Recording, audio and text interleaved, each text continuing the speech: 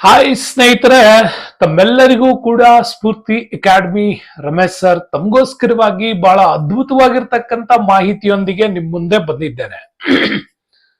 ಯಾವಾಗ್ಲೂ ಮನ್ಸಲ್ಲಿ ಅನ್ಸ್ತಾ ಇರ್ತದೆ, ಗೆದ್ದೆ ಗೆಲ್ಲುವೆ ಒಂದೇ ದಿನ, ಗೆಲ್ಲಲೇಬೇಕು ಒಳ್ಳೆತನ ಅಂತ. ಗೆಲ್ಲಲೇಬೇಕು ನಿಮ್ಮ ಆ ಶ್ರಮ, ನೀವು ಹಾಕಿದಂತಹ ಆ ಒಂದು ಶ್ರಮಕ್ಕೆ ಪ್ರತಿಫಲ, ಮತ್ತೆ ನೀವು ಅದಕ್ಕಾಗಿ ಯೂಸ್ ಮಾಡಿದಂತ ಸಮಯ ತುಂಬಾನೇ ಬಹಳ ಮುಖ್ಯ. ಹಂಗಾಗಿ ಈ ಟಿ ಪರೀಕ್ಷೆಯನ್ನ ಗೆಲ್ಲಲೇಬೇಕು ಅನ್ನುವಂತಹ ಆ ಉತ್ಸಾಹವನ್ನ ಯಾವತ್ತೂ ಕೂಡ ಕಡಿಮೆ ಆಗದೆ ಇರೋ ರೀತಿ ನೀವು ನೋಡ್ಕೊಂಡ್ರೆ ಮುಂದಿನ ದಿನಗಳಲ್ಲಿ ನನ್ಗನಿಸ್ತದೆ ಬರ್ತಿರುವಂತಹ GPSTR ಮತ್ತು HSTR ನಂತ ಪರೀಕ್ಷೆಗಳಿಗೆ ನೀವು ಗುಡ್ ವ್ಯಾಲ್ಯೂಯಬಲ್ ಸ್ಕೋರ್ಗಳನ್ನ ತೆಗೆದುಕೊಳ್ಳೋದಕ್ಕೆ ಇದು ಫಸ್ಟ್ ಸ್ಟೆಪ್ ಅಂತ ಅನ್ಕೊಂಬಿಡಿ. ಸ್ನೇಹಿತರೆ, ಯಾವಾಗಲೂ ಕೂಡ ಅಷ್ಟೇ ನಿಮಗೋಸ್ಕರವಾಗಿ GPSTR, HSTR ಮತ್ತೆ TT ಪರೀಕ್ಷೆಗಳಿಗಾಗಿ ಚಾಪ್ಟರ್ ವೈಸ್ ಅಲ್ಲಿ ಯಾವ್ಯಾವ ಪ್ರಶ್ನೆಗಳು ಬಂದಿದೆ, ಇನ್ನು ನೆಕ್ಸ್ಟ್ ಬರಬಹುದಾಗಿರ್ತಕ್ಕಂಥ ಪ್ರಶ್ನೆಗಳು ಯಾವ ರೀತಿ ಇರಲಿವೆ ಅನ್ನುವಂತಹ ಅತ್ಯುತ್ತಮ ವಿಡಿಯೋ ಸರಣಿಯನ್ನ ನಿಮ್ಗೋಸ್ಕರ ತರ್ತೀರಿ. ಹಾಗಾಗಿ TT ಪರೀಕ್ಷೆಯನ್ನ ಗೆಲ್ಲಲೇಬೇಕು ಅನ್ನುವಂತ ಈ ಒಂದು ಸರಣಿಯಲ್ಲಿ ನೀವು ಇಂಪಾರ್ಟೆಂಟ್ ಆಗಿ ಮಾಡಬೇಕಾಗಿರ್ತಕ್ಕಂಥದ್ದು ಸ್ಫೂರ್ತಿ ಅಕಾಡೆಮಿಯನ್ನ ಸಬ್ಸ್ಕ್ರೈಬ್ ಮಾಡ್ಕೊಳ್ಳಿ. ನೀವು ಮಾಡ್ಕೊಳ್ಳೋದ್ರಿಂದಾಗಿ ಪ್ರತಿದಿನ ಇಲ್ಲಿಂದ ನಿಮ್ಮ ಎಕ್ಸಾಮ್ಸ್ ಮುಗಿದು ಎಕ್ಸಾಮ್ಸ್ ನಂತರ ಕ್ವಶನ್ ಪೇಪರ್ ರಿವೈಸ್ಡ್ ವರೆಗೂ ಕೂಡ ಶಿಕ್ಷಕರಾಗಬೇಕು ಅನ್ನೋ ನಿಮ್ಮ ಕನಸು, ಏನ್ ನಿಮ್ಮ ತಂದೆ ತಾಯಿ ಮತ್ತೆ ನಿಮ್ಮ ಸಹೋದರ ಸಹೋದರಿ ಕೊಟ್ಟಂತ ಭರವಸೆ, ನಿಮ್ಮ ಮೇಲಿಟ್ಟಿರುವಂತ ನಂಬಿಕೆ, ಇವೆಲ್ಲ ಸಕ್ಸಸ್ಫುಲ್ ಆಗ್ಬೇಕು ಅಂತಂದ್ರೆ ನೀವು ಈ ಪರೀಕ್ಷೆಯನ್ನ ಗೆಲ್ಲಲೇಬೇಕು. ಅದಕ್ಕೋಸ್ಕರ ಹೇಳ್ತಾ ಇದ್ದೀನಿ, ಗೆದ್ದೆ ಗೆಲ್ಲುವೆ ಒಂದು ದಿನ, ಗೆಲ್ಲಲೇಬೇಕು ಒಳ್ಳೆತನ ಅಂತ ಒಳ್ಳೆತನದ ಸಕ್ಸಸ್ ನಿಮ್ಮ ಪಾಲಿಗೆ ಬರಬೇಕು ಅಂತಂದ್ರೆ ಸ್ಫೂರ್ತಿ ಅಕಾಡೆಮಿನ ಸಬ್ಸ್ಕ್ರೈಬ್ ಮಾಡ್ಕೊಳ್ಳಿ. ಮತ್ತೆ ಯಾರ್ಯಾರು ಈವರೆಗೂ ಕೂಡ ಸಬ್ಸ್ಕ್ರೈಬ್ ಮಾಡ್ಕೊಂಡಾಗಿದೆ, ಉತ್ತಮವಾದಂತ ಸ್ಕೋರ್ ಗಳಿಸಿದ್ದೀವಿ, ಒಂದು ಒಳ್ಳೆ ಜಾಬ್ ಅಲ್ಲಿ ಇದ್ದೀವಿ ಅಂತಂದ್ರೆ ಅಂತಹ ವ್ಯಕ್ತಿಗಳು ಈ ಕಾಣ್ತಾ ಇರೋ QR ಕೋಡ್ ನ ಸ್ಕ್ಯಾನ್ ಮಾಡಿ, ಸ್ಕ್ಯಾನ್ ಮಾಡೋದ್ರ ಮುಖಾಂತರವಾಗಿ ಚಾನಲ್ ಒಂದಿಷ್ಟು ಧನ ಸಹಾಯ ಮಾಡಿ. ಯಾಕೆಂದ್ರೆ ಚಾನಲ್ ನ ಬಿಗ್ಗೆಸ್ಟ್ ಡಿಜಿಟಲೈಸ್ ಮಾಡೋದಕ್ಕೆ ನಾನು ಸಹಾಯ ಮಾಡ್ತೀನಿ. ಸ್ನೇಹಿತರೆ, ಇಂಪಾರ್ಟೆಂಟ್ ಆಗಿ ಈಗ TT ಪಾಸ್ ಆಗ್ಲೇಬೇಕು ಅಂತಂದ್ರೆ ನಿಮ್ಗೆ ಇಲ್ಲಿ ಇರ್ಬೇಕಾದಂತಹ ಒಂದು ವಿಚಾರಗಳು ಏನು ಮತ್ತೆ ಇದು ಅನುಸರಿಸಬೇಕಾದ ಕ್ರಮಗಳು ಏನು ಅಂತ ಸ್ಪಷ್ಟವಾಗಿ ಮೊದಲು ತಿಳ್ಕೋಬೇಕು. TT ಪಾಸ್ ಆಗ್ಬೇಕು, ಸರಿ ಓದ್ಬೇಕು, ಸರಿ ಏನ್ ಓದ್ಬೇಕು, ಯಾಕೆ ಓದ್ಬೇಕು, ಎಷ್ಟು ಓದ್ಬೇಕು ಅನ್ನೋದನ್ನ ಎಲ್ಲಾ ಬಹಳಷ್ಟು ವಿಡಿಯೋಗಳಲ್ಲಿ ನೀವು ನೋಡಿದಿರಿ. ಆದ್ರೆ ಈ ವಿಡಿಯೋ ನಿಮ್ಗೆ ಸ್ಪೆಷಲ್ ಆಗತ್ತೆ. ಯಾಕೆ ಅಂತ ಹೇಳ್ತೀನಿ. TT ಓದ್ಬೇಕು ಅಂತಂದ್ರೆ ಮೊದಲು ನೀವು ಡಿಸೈಡ್ ಮಾಡ್ಕೊಳ್ಳಿ, 2 ವಿಭಾಗ ಇದೆ. 1 to 5th ಅಂದ್ರೆ 1ರಿಂದ 5ನೇ ತರಗತಿಗೆ ಶಿಕ್ಷಕರು ಇರ್ಬೋದು, 6ರಿಂದ 8ನೇ ತರಗತಿಯ ಶಿಕ್ಷಕರು ಇರ್ಬೋದು. 2 ರೀತಿಯಲ್ಲಿ ನೀವು ಶಿಕ್ಷಕ ಹುದ್ದೆಗಳಿಗೆ ಕ್ವಾಲಿಫೈಡ್ ಆಗ್ಬೇಕು ಅಂತಂದ್ರೆ ಆ 2 ಮಾಡೆಲ್ಗಳನ್ನ ಚೆನ್ನಾಗಿ ಮೊದಲು ತಿಳ್ಕೊಳ್ಳಿ. ಪಠ್ಯಕ್ರಮದಲ್ಲಿ ಪೇಪರ್ 1 ಮತ್ತೆ ಪೇಪರ್ 2 ಅಂತ 2 ಇದೆ. ಕಾಮನ್ ಆಗಿ ಪೇಪರ್ 1 ಓದುವಂತವ್ರು ಈಗ ಶಿಶು ಮನೋವಿಜ್ಞಾನ ಓದ್ತೀರಿ, ಪೆಡಗಾಗಿ ಓದ್ತೀರಿ, ಕನ್ನಡ ಓದ್ತೀರಿ, ಇಂಗ್ಲಿಷ್ ಓದ್ತೀರಿ.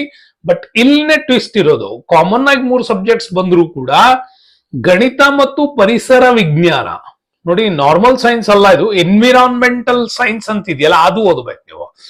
ಗಣಿತ ಮತ್ತು ಪರಿಸರ ವಿಜ್ಞಾನ 1 to 5th ಒಳಗಡೆ ಏನೇನ್ ಪಠ್ಯಕ್ರಮ ಇದೆ ಅದನ್ನ ನೀವು ಓದಬೇಕಾಗತ್ತೆ. ಅದೇ ಸೆಕೆಂಡ್ ಪಾರ್ಟ್ ಅಲ್ಲಿ ಮತ್ತೆ ಅದೇ ಶಿಶು ಮನೋವಿಜ್ಞಾನ, ಪೆಡಗಾಜಿ, ಕನ್ನಡ, ಇಂಗ್ಲಿಷ್ ಓದ್ತೀರಿ. ಬಟ್ ಇಲ್ಲಿ ಇಂಪಾರ್ಟೆಂಟ್, ನೀವು ಸೋಷಿಯಲ್ ಸೈನ್ಸ್ ಟೀಚರ್ ಆಗ್ಬೇಕು, ಇಂಗ್ಲಿಷ್ ಟೀಚರ್ ಆಗ್ಬೇಕು, ಕನ್ನಡ ಟೀಚರ್ ಆಗ್ಬೇಕು ಅನ್ನೋರು ಈ ವಿಭಾಗದಲ್ಲಿ ಸ್ವಲ್ಪ ಸ್ಪೆಷಲೈಸೇಷನ್ಸ್ ಗಳನ್ನ ನೀವು ಸರಿಯಾಗಿ ಓದ್ಬೇಕಾಗತ್ತೆ. ಗಣಿತ ಮತ್ತು ಪರಿಸರ ವಿಜ್ಞಾನಕ್ಕೆ ಸಂಬಂಧಪಟ್ಟಂತ ವಿಚಾರಗಳಿರ್ಬೋದು, ಮತ್ತೆ ಸಮಾಜ ವಿಜ್ಞಾನ ಮತ್ತೆ ಕನ್ನಡ ಇಂಗ್ಲಿಷ್ ವಿಚಾರಗಳಿರ್ಬೋದು, ಬಹಳ ಸ್ಪಷ್ಟವಾಗಿ ಒಂದು ಕ್ಲಾರಿಟಿ ನಿಮ್ಗೆ ಯಾವಾಗ್ಲೂ ಇರಬೇಕು. ಅದು ಇದ್ದ ಮೇಲೆ ನೀವು ಇಲ್ಲಿ ಪ್ರಯತ್ನಗಳನ್ನ ಮಾಡ್ಬೇಕಾಗತ್ತೆ. ಸರಿ, ಕ್ವಶನ್ಸ್ ಪೇಪರ್ಸ್ಗೆ ನಿಮ್ಗೆ ನೆನ್ಪಿಟ್ಕೊಳ್ಳಿ, ಹೊಸ ಮಾಡೆಲ್ ಅಲ್ಲಿ ನೀವು ಓದ್ಬೇಕು ಅಂತ ಹೋದ್ರೆ ಹಳೆ ಮಾದರಿಯ ಪ್ರಶ್ನೆ ಪತ್ರಿಕೆಗಳಿಗೂ ಇದಕ್ಕೂ ಸ್ವಲ್ಪ ವೇರಿಯೇಷನ್ ಹೆಂಗಾಗತ್ತೆ ಅಂತ ನೋಡೋಣ. 150 ಪ್ರಶ್ನೆಗಳಿದೆ, 150 ಅಂಕ ಸಿಗತ್ತೆ. ಬಟ್ ಯಾವುದೇ ರೀತಿಯಲ್ಲೂ ಕೂಡ ಇಲ್ಲಿ ನೆಗೆಟಿವ್ ಮಾರ್ಕ್ಸ್ ಗಳನ್ನ ತೆಗೆಯೋದಿಲ್ಲ. So 150 questions, 150 answers. ಶಿಶು ಮನೋವಿಜ್ಞಾನ ಮತ್ತು ಪೆಡಗಾಜಿ ಬಂದ್ರೆ ಇಲ್ಲಿ 30 ಪ್ರಶ್ನೆಗಳಿರ್ತದೆ, 30 ಅಂಕಗಳು ಕೊಡ್ತಾರೆ. ಕನ್ನಡ ಇರುತ್ತೆ, ಸೊ ನಿಮ್ಗೆ ನಾಟಕ, ಗದ್ಯ, ಪದ್ಯ ಈ ತರದ ಒಂದಿಷ್ಟು ಪ್ಯಾಸೇಜ್ ವರ್ಕ್ ಮತ್ತೆ ನಿಮ್ಗೆ ಸಿಂಪಲ್ ಗ್ರಾಮರ್ ಟಿಪ್ಸ್ ಗಳ ಒಳಗೊಂಡಿರತಕ್ಕಂಥದ್ದು 30 ಪ್ರಶ್ನೆಗಳು, 30 ನಿಮ್ಗೆ ಮಾರ್ಕ್ಸ್ಗಳು ಸಿಗುತ್ತೆ.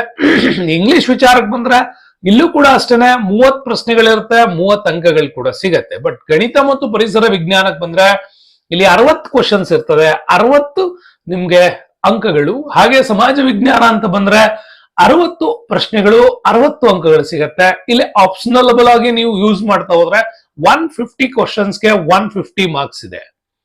ಎಲಿಜಿಬಲ್ ಆಗ್ಬೇಕು ಅಂತ ನೀವು ಹೋರಾಟ ಮಾಡಬೇಡಿ. 150ಗೆ ಮಿನಿಮಮ್ 135 ನಾನು ತೆಗೆದೇ ತೆಗಿತೀನಿ ಅಂತ ಹೋಗಿ.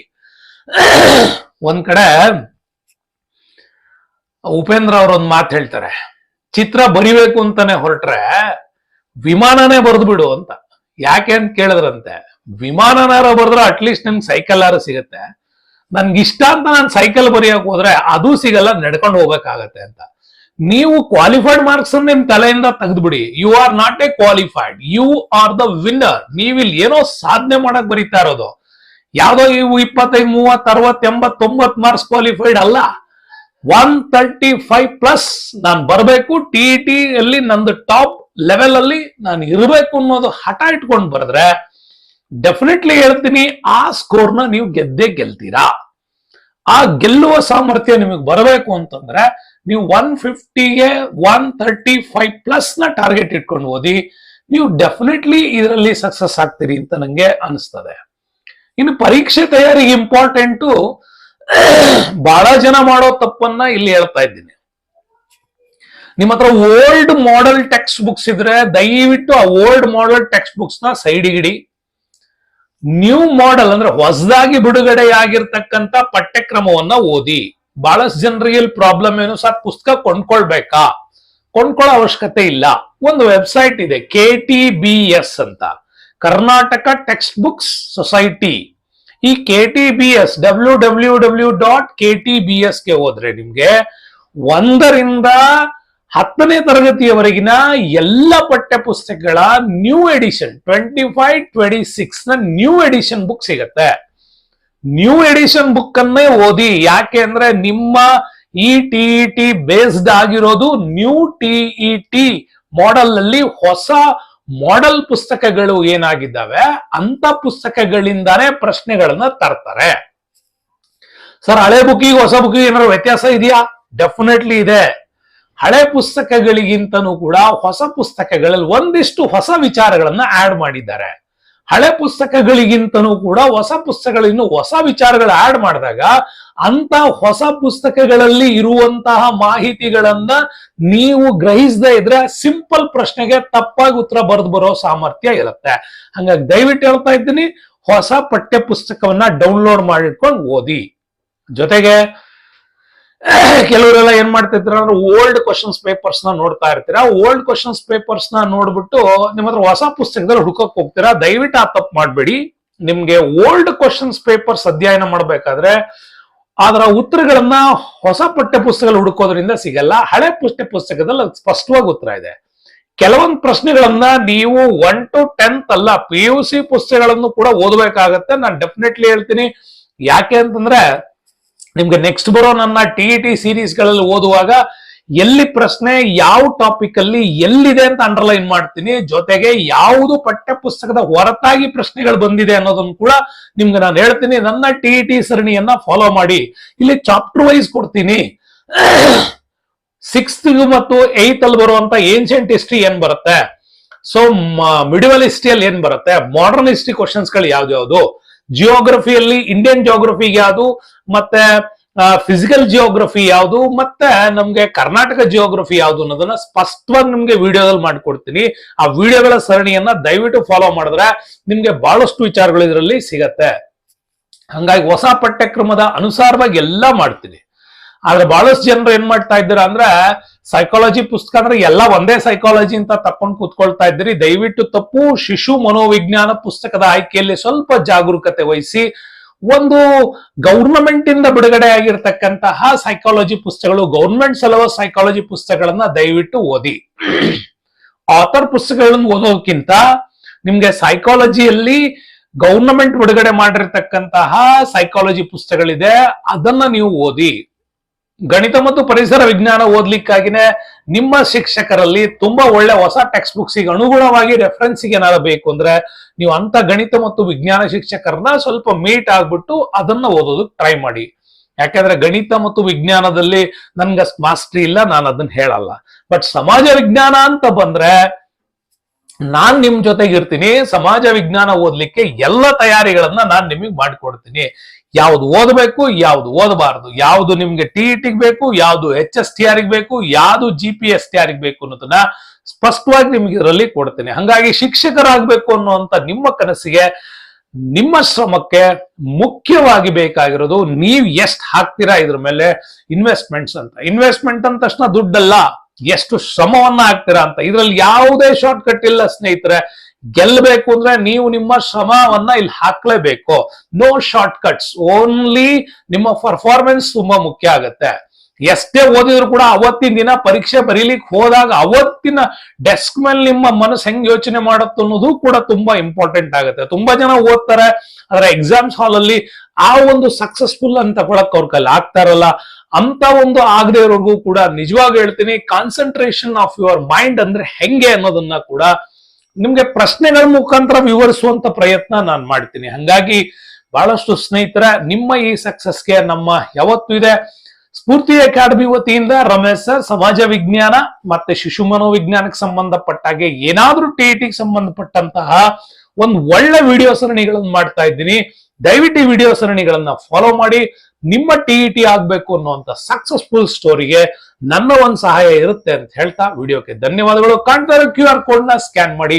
ಯಾರಾದ್ರೂ ಗವರ್ನಮೆಂಟ್ ಆಫೀಸರ್ಸ್ ಗಳಿದ್ರೆ ನಿಮಗೆ ಇದನ್ನ ಹೆಲ್ಪ್ ಮಾಡಿದ್ರೆ, ಬಹಳಷ್ಟು ಜನರಿಗೆ ಇದು ಕರ್ನಾಟಕ ಸ್ಟೇಟ್ ಅಲ್ಲಿ ಹೆಲ್ಪ್ ಮಾಡ್ತಾ ಇದ್ದಾರೆ, ಅದರ ಸಹಾಯದಲ್ಲಿ ನಂದು ಒಂದು ಶೇರ್ ಇರ್ಲಿ ಅನ್ನೋದಾದ್ರೆ QR ಕೋಡ್ ನ ಸ್ಕ್ಯಾನ್ ಮಾಡ್ಬಿಟ್ಟು ಒಂದಿಷ್ಟು ಧನ ಸಹಾಯ ಮಾಡಬಹುದು ಅಂತ ಹೇಳ್ತಾ ವಿಡಿಯೋಕ್ಕೆ ಧನ್ಯವಾದಗಳು. ಮರಿಬೇಡಿ, ಗೆದ್ದೆ ಗೆಲ್ಲುವೆ ಒಂದು ದಿನ, ಗೆಲ್ಲಲೇಬೇಕು ಒಳ್ಳೆತನ. ನಿಮ್ಮ ಶ್ರಮದ ಒಳ್ಳೆತನದ ಹಿಂದೆ ಗೆಲುವಿನ ದಾರಿ ಇದ್ದೇ ಇದೆ ಅಂತ ಹೇಳ್ತಾ ಈ ಸಿರಿ ಟಿಇಟಿಯನ್ನ ಸಕ್ಸಸ್ಫುಲ್ ಆಗಿ 135+ ಪಾಸ್ ಆಗೋಣ. ಏನೂ ಓದದೆ ಮಾಡಬಹುದಾ, ಏನೂ ತಯಾರಿ ಇಲ್ದೇನೆ ಮಾಡಬಹುದಾ? ಇದೆಲ್ಲ ಸುಳ್ಳು. ಯಾರೇ ನಿಮ್ಗೆ ಇದನ್ನ ಸಜೆಸ್ಟ್ ಮಾಡಿದ್ರು ಸುಳ್ಳು. ನೀವು ಪುಸ್ತಕ ಓದದೆ ಅಲ್ ಬಿಟ್ಟು ಇದ್ ಬಿಟ್ಟು ಅದ್ ಬಿಟ್ಟು ಅಂತ ಹಾಕಕ್ ಹೋದ್ರೆ ಆಗುವುದಿಲ್ಲ. ಈಗ ಬರ್ತಾ ಇರುವಂತ ಪ್ರಶ್ನೆ ಪತ್ರಿಕೆಗಳು ಆ ಚಾನ್ಸಸ್ ಗಳನ್ನ ಇಲ್ಲ. ನೀವು ಸಕ್ಸಸ್ಫುಲ್ ಆಗಿ ಓದ್ಲೇಬೇಕು, ಬರೀಲೇಬೇಕು. ವಿಡಿಯೋಕ್ಕೆ ಧನ್ಯವಾದಗಳು. ಸರಣಿಯನ್ನ ಮರಿಬೇಡಿ. ಟಿಇಟಿಯನ್ನ ಸರಣಿಯನ್ನ ಗೆಲ್ಲೋದಕ್ಕೆ ನಮ್ಮ ವಿಡಿಯೋಗಳು ಬರುತ್ತೆ. Thank you, bye.